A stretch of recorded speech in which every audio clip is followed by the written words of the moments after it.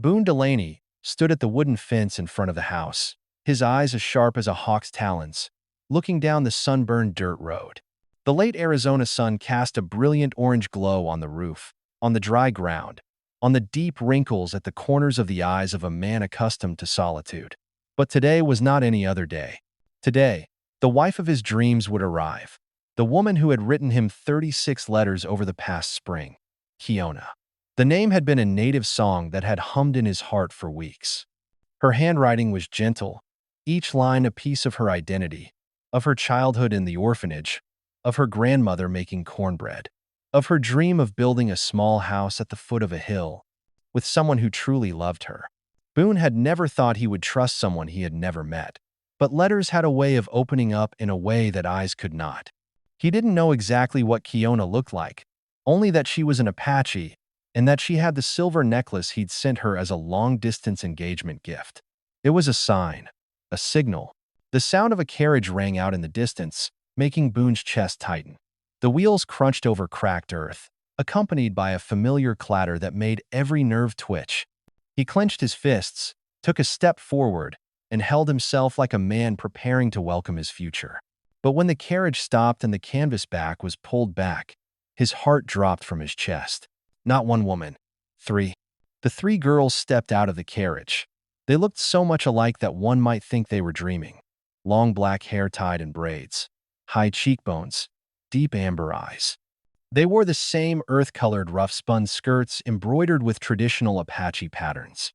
And all 3 wore the same silver bracelet, with the same turquoise stone hanging from it. The same style that Boone had sent with his letter. They stood side by side as if they had practiced it, silently looking at him. A light breeze blew by, carrying with it the scent of dry earth and smoke from his kitchen. But there was no scent more foreign than the suspicion that was rising in Boone's mind. The one in the middle stepped forward first, her eyes calm but full of inner strength. "Mr. Delaney?" she asked in a low voice. "I am Kiona, your letter wife." Before Boone could react, the girl on the left spoke, her voice higher and harder. "You are mistaken. I am Kiona." And then, the one on the right, her eyes shining with mischief, smiled. "Or, are we both mistaken? Because I am Kiona too." A chill ran down Boone's spine. He looked at each of them, trying to find a difference, a small sign. But they were identical, from the eyebrows, to the bridge of the nose, to the way they stood, leaning slightly to the left. "What is this?" He took a step back, his voice hoarse. The middle one, the first girl, stepped closer, his eyes softening. "My real name is Taya. The one on the left is Kiona, and this is Ahyoka. We are triplets, Apache. But I only wrote to one person. Only Kiona signed it." "We know," Taya said, her voice sincere. "We didn't write those letters. But all 3 of us read them." The air froze. Boone felt the world he had built with words and hope begin to crack.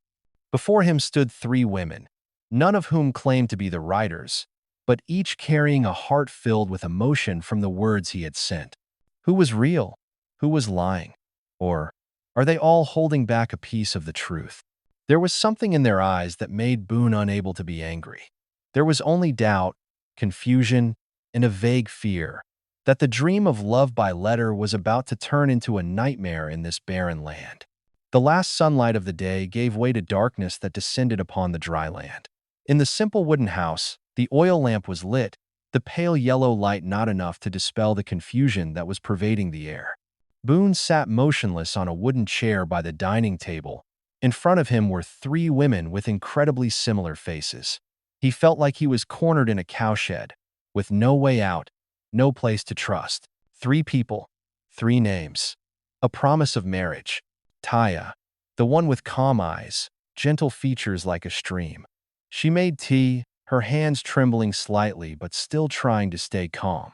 Kiona, strong, unyielding, standing straight like an Apache warrior. She did not drink the tea. She stared at him. Ahyoka, mischievous, agile, sat cross-legged on the chair, twirling the silver necklace between 2 fingers, as if waiting to see some play coming to a climax.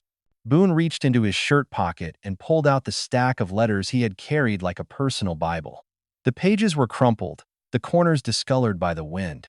But to him, each word was true, each line of his confession sacred. "Which one of you," he said, his voice calmer than it appeared, "wrote these lines?" No one spoke. In the letter, Kiona tells of a fire when she was 12, when her grandmother was trapped in the tortilla stove. She said she used soapy water to put out the fire. "That's true," Taya said softly. "But I was the one who used soap." "No," Ahyoka argued, sitting up straight. "I was the one who noticed the fire first. I ran to call for help. The story in the letter is true, except that it's all three of us." Boone frowned.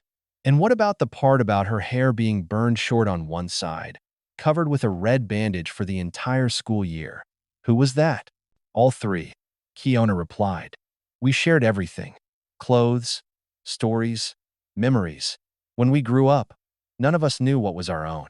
The words made Boone freeze. He looked at them. Three people, three different personalities, but cast from the same mold. A rough childhood, Apache blood, and now a truth twisted by someone's hand. And the letters? Who sent them? Who knew that I had this land? That I wanted a wife? No one answered. A cold wind whistled through the crack in the door, making the lamp wick flicker. Finally, Taya spoke, her eyes not on him, but on the darkness outside the window. "We didn't know who sent the letters. An old friend from the orphanage told us that someone was writing love letters to an Arizona cowboy using the name Kiona. The three of us came to find out. But then we read the letters. And—" She paused, swallowing. "We couldn't help but feel you." A silence filled the room. "All three?" Boone asked, incredulous. Ahyoka smiled softly, almost a whisper. "All three. Like everything in our lives, sharing, carrying." Boone stood up, not knowing whether to be angry or resigned. Everything he had thought certain was a puzzle without an answer. Three identical women, knowing everything about him, but none of them was the real Kiona. Or maybe, all three were true, in their own way. "So who did I love?" he asked, his voice weary. Kiona stepped forward, her eyes unwavering. "You loved the person who wrote the letter, and we loved the person who replied." The sound of hooves echoing on the hard ground signaled the arrival of strangers. Boone turned his head reflexively, his hand still touching the hilt of his gun hanging on the wooden wall near the door. Before he could recover from the shock of the three women's identities, the silhouettes of three riders in the distance gradually appeared through the dust. The one in the lead rode a black horse, tall and thin, his gray hair slicked back, his long coat sweeping with each movement of the animal. The two behind him were dressed as cowboys, guns tucked into their hips, their eyes fixed on the house. "The only one not invited to dinner," Boone muttered. Kiona frowned slightly, whispering, "It's him." Boone didn't ask who he was. From the looks on the three sisters' faces, he knew they recognized the man, and so did he.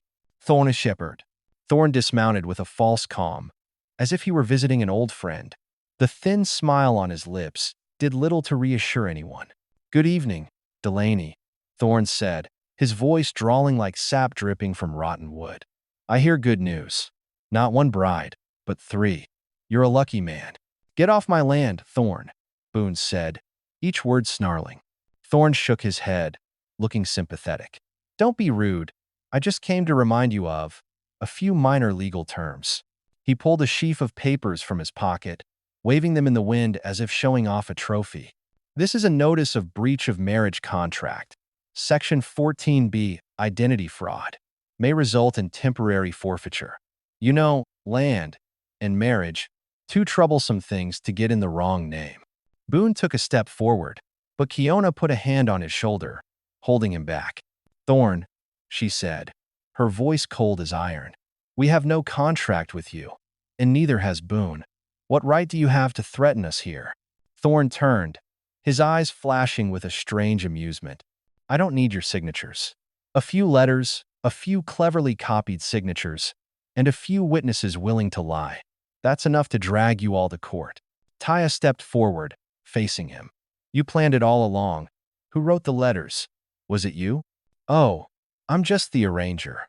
Those pretty words came from old files, from your memories." all repurposed to serve a nobler purpose, reclaiming underdeveloped land. Boone clenched his fists, but Taya looked straight at Thorn, asking a chilling question. And what does noble mean? Taking from those who don't have the papers to defend themselves? Thorn shrugged. In the West, those who have a signature have the right. Those who don't should know better than to leave before it becomes a legal issue. The air was thick. The wind died down. The sun had set behind the mountains, leaving only a cold purple glow over the small house. He won't back down, Ahioka said softly, her eyes as sharp as arrows. He never comes just to threaten. Boone turned to Thorn, eyes red as fire. If this is my land, you're trespassing. And if you touch anyone in this house, I'll consider it war. Thorn was still smiling, but the smile was fading now. Careful, Delaney. You're risking more than you think. And then he turned and mounted his horse, without another word. The two gunmen following behind him didn't look at either of them, just the sound of hooves fading away like a countdown clock. Kiona took Boone's hand. He's preparing something, and we don't have much time. Night fell faster than usual, as if the sky itself was hastily concealing what was about to happen. In the small house, in the middle of the barren land, the flickering oil lamp was not enough to illuminate the anxiety that was drawing wrinkles on everyone's faces. Taya pulled the curtains back. Ahioka checked each door latch. Kiona stood next to Boone, the pistol lying quietly on the table. No one spoke much, but their eyes were full of questions that no one dared to ask. A knock sounded on the door, not hurried, not urgent, but regular like the beat of a ritual drum. Boone signaled for everyone to keep quiet, then drew his gun and stepped forward. When the door opened, he was stunned. An elderly woman, tall, with silver hair tied back behind her head, wearing an elegant black dress, stood on the porch as if she belonged here. Margaret Whitmore, Kiona said softly, her voice a mixture of anger and surprise. She didn't respond to her name, just nodded slightly and walked into the house as if it were her right. I didn't come to cause trouble, Margaret said, her voice even and cold as the morning dew. I came to clear things up, before things got out of hand. Ahioka crossed the room, standing between her and Kiona. You're Thorn's informant. Margaret looked at her, not avoiding her. I raised you from the ground up. I know your scars, your nightmares, and I know how to use them. For money? Taya asked, her hand tightening on her handkerchief. Because the memories aren't precious enough for you to keep? Margaret raised her head. Because of debt. Because your father left behind stacks of loan papers from the casinos Thorn ran. If I didn't cooperate, they would have sold you somewhere else. Somewhere much worse. So you softly sold our identities first? Kiona asked, her voice cutting. You created Kiona the perfect letter, Boone said, still holding the gun. But in the end, you can't control the most important thing. What? Margaret asked, looking confused for the first time. Emotions, Boone replied. I didn't just love one person. I loved every line in all three of them. They all carried a part of the woman I loved. Margaret pursed her lips. For a moment, she looked defeated, but not yet defeated. Thorn won't stop. He has papers, witnesses, and corrupt police. You can't stand it. Ahioka laughed, a laugh as loud as wind chimes. You forget one thing. We're not children who need protection anymore. You can sell information, but you can't sell your soul. And I, Boone continued, am no longer a lonely man. This is my home, and they are my family. Margaret stepped back, saying nothing more. As she turned away, her eyes lingered on Boone, a flicker of regret, or perhaps warning. Before she crossed the threshold, she turned and whispered, there will be trouble tonight. Then she disappeared into the night. The door closed, but the silence did not return. The wind began to blow harder. In the distance, the roar of thunder echoed not of the sky, but of things to come. Kiona said softly, but firmly, she has confirmed it. The war has begun. At first they thought it was just the smell of burning wood from the kitchen. But then Ahioka stepped out onto the porch, raised her head, and hissed softly, smoke, from the stable. Boone rushed forward, Kiona and Taya right behind him. In the dim moonlight, flames were already licking at the thatched roof of the stable. The horses whinnied in panic, pounding against the wooden walls as if they wanted to break free. Thorn, Kiona said through gritted teeth. He's burning everything. Not just burning, Boone growled. He wants to drive us out. Into range. He whirled back toward the house, shouting, Taya, get a bucket of water. Ahioka, get the long gun from the cupboard. We're not running. We're holding this land. The fire was growing fiercer by the minute. The horses were going crazy. Some had broken through the stable doors and were galloping wildly, their iron hooves pounding the ground like thunder. Then, from behind the trees to the west, Boone saw them, 3 figures on horseback, using torches and whips to turn the herd in the opposite direction, heading toward the main house. They want to use the horses as weapons, Boone shouted. Stampede. The sound of hooves was rapid. The wind carried the smell of burnt skin, sweat, and fire. Taya had barely reached the door with the bucket of water when she stopped, frozen. We have to retreat. Kiona pulled the little girl inside, slamming the door shut. Ahioka stood at the window, the long gun shaking in her hand. But her eyes did not tremble, it was sharp as lightning. One shot, she said. One shot, and we can turn the whole herd. No, Taya cried. You're still feverish. Your arm isn't healed yet. Let me. But it was too late. Ahioka fired. The shot sounded like a summons. A horse swerved, leading the herd off the axis. But then another shot rang out from the trees. Ahioka collapsed on the windowsill. Rosie! Kiona screamed, rushing to catch her sister. Blood ran over her hands like warm water. Boone broke open the back door, shouting and signaling, Get back to the well. They won't come if they don't see us. Taya carried Ahioka. Kiona protected the 2 in front. Boone covered the back. The 4 of them ran through the smoke, through the inferno. Behind them, the house, their brief home, was starting to burn from the eaves.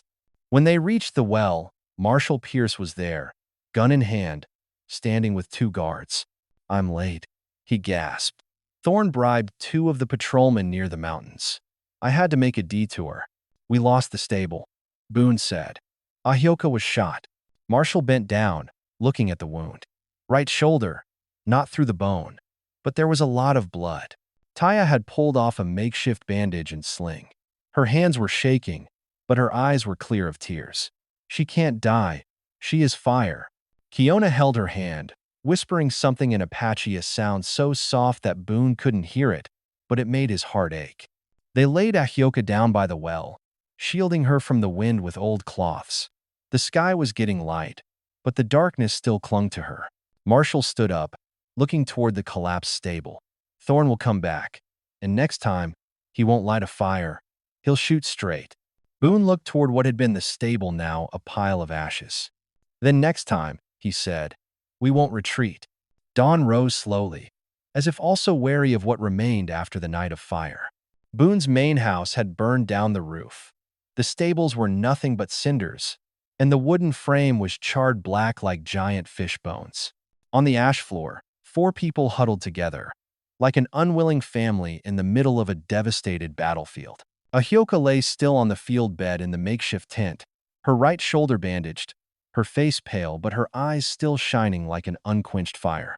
Beside her, Taya did not leave for a moment. Taya's hand was placed on her forehead, occasionally dipping a towel in a basin of cold water, gently wiping away the sweat. Kiona was outside the tent, sitting alone at the base of a fern tree that had survived the fire. In her hand was Boone's pistol, unloaded, but her fingers still ran over each engraving, as if reading the story by touch. Boone stepped closer, silent for a few seconds. When he spoke, his voice was deeper than usual. She'll be fine. Kiona didn't look at him. Taya's been saying that all morning. But every time she said it, her hand shook more than the last. She's strong. She's gentle. The first to sacrifice her own part so others can step forward. And you? Kiona raised her head, her eyes meeting his. I'm the one who doesn't know how to step back. Boone nodded, sitting down beside her. The morning wind blew, carrying the scent of smoldering ashes and burning resin. They sat in silence for a long time, until Kiona spoke. Do you know what's funny? What? All 3 of us love you. In our own way. Even Ahioka, who laughs at your letters, but I once saw her hide a letter in her pillow to read over every night. Boone paused. What about Taya? He asked. She. loves the silence you bring. A man who is not loud, not overbearing, just there. What about you? I love your stubbornness. When everyone else has given up, you still hold on to this land, even if you know you could die for it. For the first time, Boone didn't know what to say, not because he was confused, but because his heart couldn't be divided anymore. It's not fair, he said. I only want one wife, but I can't choose now. Kiona smiled. Don't choose. Not now. That's the worst thing you can do, choose when all three are committed to you. So what am I supposed to do? Just stay here, survive, and love us. Somehow, the wind blew again, softer this time. Taya emerged from the tent, her eyes dark from sleep. Ahyoka's awake, she said hoarsely. She's asking where you are. Boone sprang to his feet, but as he passed Kiona, she held his hand back for a moment. Whatever happens next, she said, don't let Thorn define who we are. 3 days after the fire, things seemed to have calmed down. Boone had built a small hut from old logs, where the three sisters could rest instead of lying out in the open. Ahyoka was fully awake, though her shoulders still hurt, and she had a slight fever. But the fire in her eyes was unquenchable.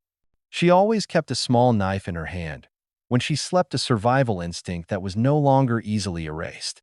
Marshal Pierce had left, leaving 2 of his patrolmen to guard the camp half a mile away. I'll be back after I've checked Thorn's debt books, he said. But I warn you, he won't give up easily. His words quickly became true. On the afternoon of the 4th day, a man in military uniform rode into the camp. He held a sheaf of red-stamped papers in his hand. A warrant, he said. Boon Delaney is under investigation for organizing illegal marriages with 3 undocumented citizens. Taya stepped forward, placing herself between him and the soldier. We are Native Americans. Apaches were born on this land before you called it Texas. Papers, the man shouted. You can shout slogans all day long, but without a certificate of birth from the current government, you are unknown. What about me? Boone asked, his eyes never leaving the other man's gun. I have a birth certificate. I have legal land. They live with me as free citizens. The soldier did not reply. Instead, he threw the papers to the ground, turned his horse, and rode away. This is how he plays, Kiona said. Use white man's laws to kill native people without bloodshed. Boone picked up the warrant. We have time. The trial will be held in 10 days. It's a trap, Ahyoka gasped. In those 10 days, he will do everything he can to keep us from going to court. And true to her word, that night, the shots rang out again. Not from far away, from just outside the camp. Boone, Kiona, and Ahyoka rushed out of the hut, weapons at the ready. Taya stayed behind with her medicine bag and crossbow hidden under her pillow.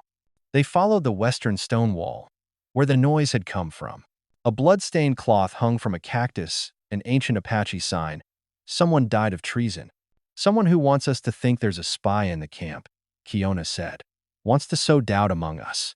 Wants to break up the party before they fight. Boone nodded. Thorn tactics.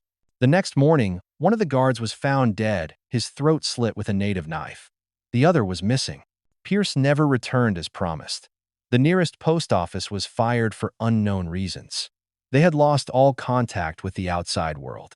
We're surrounded, Boone concluded. Not by soldiers, but by fear. Ahyoka pushed herself up, though her shoulders still hurt. Then we fight back with hope. She put the map on the wooden table. My father told me there's a small path through the mountains toward Colorado. If we get there, we can reach the town of Silver Creek, where my grandfather's people still live. Kiona frowned. You mean retreat? No, Ahyoka said. Take a step back, to get the evidence, and hit him with his own law. Taya looked at the 3 of them, then nodded. Go. But we leave no one behind. They set out at dawn, the 3 Apache sisters, and Boone left camp along a narrow trail that led north through the canyon. Each carried a small pack, medicine, weapons, and Ahyoka's father's crude map. The journey was not safe, but staying there was even more dangerous. However, after only half a day's journey, they were forced to turn back. The horses. They came like a sandstorm, a swarm of iron hooves kicking up dust, screaming across the hillside like an open gate of hell. From the top of the knoll, Boone saw fires lit behind the herd, blazing torches brandished by men. He's pushing the wild horses toward camp. Boone hissed through gritted teeth. He wants to trample everything, including us. Kiona said nothing. She had unhooked the reins, mounted the smallest horse, the only one that hadn't been driven off, and spurred it in the opposite direction. "What are you doing?" Taya cried. "Stop the leader," Kiona shouted. "If you can split the leader, turn them left, we can save the camp."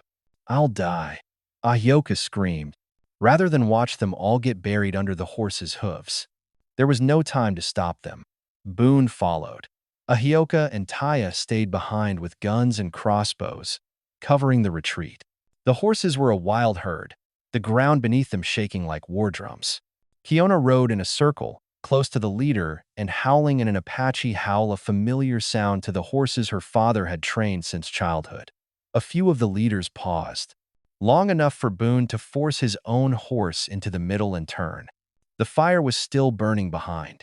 The shouts continued from the riders hidden behind the smoke. Thorne's men spurred their horses into a charge, driving the horses and firing their guns at the man who was trying to control them. A bullet grazed Kiona's cheek. Another lodged in Boone's saddle. But they did not stop. Ahyoka fired from a distance, hitting a torchbearer. The flame ricocheted, burning back into him. Taya swung her crossbow, sending an arrow through the shoulder of another whip-bearer. Slowly, the leader of the horses turned, slanting to the right, into the wet hollow, where the mud slowed them down and eventually broke up. The flood of iron hoofs was over. Boone was panting, blood dripping from his shoulder. A bullet had missed. He looked at Kiona. Her cheek was caked with mud and blood, but her eyes were still burning with life. They had won. But before he could celebrate, the pounding of hooves sounded again, this time from the opposite direction. Thorne, with 3 other riders, he appeared like a demon gun cocked, face twisted with hatred.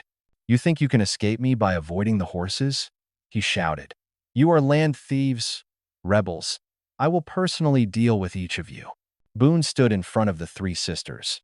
"You want land? Take my body first. Then you die first." Thorne raised his gun. The shot rang out. Not from him. From behind him. Marshal Pierce. "No one dies today but lawbreakers." Thorne turned, but it was too late. A bullet lodged in his arm. The gun fell. Marshall rode closer, still holding the pistol. "You thought I wouldn't come back, Thorne? I followed your own blood." Thorne roared, charging at Boone like a beast. His last mistake. Kiona didn't hesitate. She swung her dagger, darted left, and cut deep into Thorne's thigh. He fell to his knees, and it was Boone who delivered the final blow, sending him sprawling face down on the muddy ground. "Handcuff him," Marshall ordered. Patrolmen emerged from the edge of the forest, clearly working with Marshall. The scene was like a pre-recorded movie, but for those present, it was a grim chapter that had just ended. Boone slumped to the ground. Taya stepped forward, wiping the blood from his cheek. Kiona gently took Boone's hand. Ahyoka smiled, resting her head on her sister's shoulder. The fire was out. The horse was gone. The enemy was down. But the final battle, of hearts and choices, had only just begun. 3 days after Thorne's capture, the camp returned to an eerie quiet, a quiet not of safety, but of the silence before the truth breaks. Marshal Pierce had Thorne taken into custody in the nearest town, with charges ranging from fraud to extortion to attempted murder. But before he left Boone a letter. "It's from the Silver Creek town attorney," Pierce said. "It seems this land once belonged to a man named Quanah the Apache." Ahyoka stiffened. "My father." Kiona snatched the letter, her eyes scanning the air. "It says, after Quanah died, his will was withheld because no legitimate heirs came forward. But here you are," Boone whispered. "And his daughter." Taya nodded. "The man lived between 2 worlds, the Apache and the white man. He learned to live, to trade, to learn the law, and he knew that one day he would need to write things down. He left us this land," Ahyoka said, her eyes shining. "Not just the land where our father hunted, but the land he bought with his own honor." "Then why am I the one who owns it?" Boone asked, frowning. "Because our father trusted the wrong person." Kiona threw the envelope down on the table. The last witness to the will it was Margaret Whitmore. She never filed the papers. The land was transferred to a third party, and a few years later, that person sold it to your father, Boon. Boon paused. You mean, I'm holding your land? No, Taya said, gently. You are its keeper, the only one who refused to sell it to Thorn, despite the risk. If you had not stood firm, this land would have become a private silver mine. A long silence fell over the shack. So what am I to do? Boon asked. Ahioka stood, her shoulders still bandaged. She took a sheaf of papers from her leather bag, recently sent documents from the Silver Creek attorney. You sign here, she said. We will transfer co-ownership to the four of you, Boon Delaney and the three Quana daughters. We will keep this land together, as a family. Boon looked up. His eyes held something between surprise and gratitude. Family? He repeated. Kiona put her hand on his shoulder. There is no need to choose a wife right now, but we choose you to be our guardian of this land, our missing piece of survival. The campfire crackled in the night. Against the black of the western sky, the three sisters sat close together, and for the first time, Boon sat with them, an inseparable part. There were no enemies in the darkness. Only the stars illuminated the past, and a future was slowly taking shape, not according to the rules of law, but according to the beating of Apache heart and blood. The trial was held in the town of Silver Creek, under the rusty red tile roof of the only courthouse in the area. People from 3 neighboring counties had come to witness the day Thorn Shepard and Margaret Whitmore faced justice. Thorn, though wounded and limping, held her head high like a victor. Margaret sat beside her, her black dress almost melting into the wooden chair. But the eyes of the spectators would not let them escape. The evidence was presented: forged letters, illegal marriages, plots to seize land by fraud. Marshal Pierce provided accounts from 7 similar cases in other states. The 3 Apache sisters, Taya, Ahioka, Kiona, took the stand one by one. They spoke of their fatherless childhoods, their guardianship by a greedy aunt, the forged letters, and the plan to use them as tools to force the landowner to cede their rights. Boon stood behind them, saying nothing. But when he was called upon, he said only one thing. I don't know much about the law, but I do know, if it weren't for those 3 women, I would have lost my life and my land. The sentence silenced the courtroom. The judge nodded. And that's what the law is supposed to protect: people who stand up when the system has abandoned them. Thorn was sentenced to 25 years in prison without the possibility of parole. Margaret was sentenced to 3 years in federal prison for wire fraud and conspiracy. No one in the courtroom cried. No one rejoiced. There was only silence, like a great door had closed forever. When they returned to the farm, the grass had grown after the fire, the foals had been born, and the stream next to the house ran clearer after the rain. Boon rebuilt the shed, this time out of sturdy pine. The 3 sisters helped, each with a hand, no one directing, no one giving orders. They did as they had done for a long time. Taya replanted the herb garden next to the kitchen. Ahioka taught the children from the neighboring village how to shoot a bow. Kiona trained the horses every afternoon. Boon stood at a distance, watching it all, his heart pounding. For the first time in his life, he felt not just a landowner, but someone needed, loved, in a way that went deeper than any declaration of love. One night, he sat by the fire, surrounded by the 3 sisters. There's one thing, he said, his voice low. Are you going to ask who will marry you first? Kiona laughed, half joking, half challenging. No, Boon replied, looking at them seriously. I was going to ask if we could live like this. No papers, no identities, just together. Taya nodded slightly. Ahioka took his hand. Kiona chuckled. You finally learned to speak Apache, short and sweet. The 4 of them looked into the fire. No promises, no wedding rings. Just holding on to each other, and holding on to the land that had once been fought over, now home. 3 months after the trial, the small town where Boon had been a lonely cowboy was preparing for the strangest wedding in town. Boon Delaney was to marry Taya, the eldest sister, the one named in the fake letter, the one who had once offered to sacrifice everything to keep her sister alive. But that wasn't what got the word out. It was that all 3 sisters were living with him. The town hall had received a legal marriage contract between Boon and Taya, But that same day, Boone had also sent a letter to the church asking the priest to bless Kiona and Ahioka privately as an Apache spiritual ceremony. No legal ties, no titles, just a promise between people who knew each other better than paper. The priest hesitated, but when he saw the three girls standing on the hillside, hand in hand, he simply said, God not only gave us love, but also the courage to keep it. The wedding took place under an old oak tree by the stream. Taya wore a white dress and a bouquet of wildflowers. Kiona was barefoot, her hair loosely braided, and wore an Apache armband. Ahioka wore embroidered leather, and around her neck hung the pendant Quanah had worn when she left the mountains. Marshall Pierce was the officiant. The village children sang the Apache spring song instead of the church bells. When Boone gave Taya the ring, he turned to kiss his two sisters-in-law on the forehead. No one thought it strange. For in this land, where the law had been twisted by greed, truth and love were the only things that did not need legalization. As the years passed, grass grew back on the scorched earth.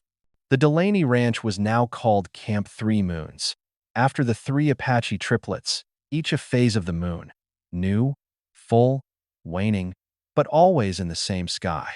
Kiona started a horse training school. Ahioka opened a herbal medicine clinic. Taya taught reading and writing to both Native American and white children.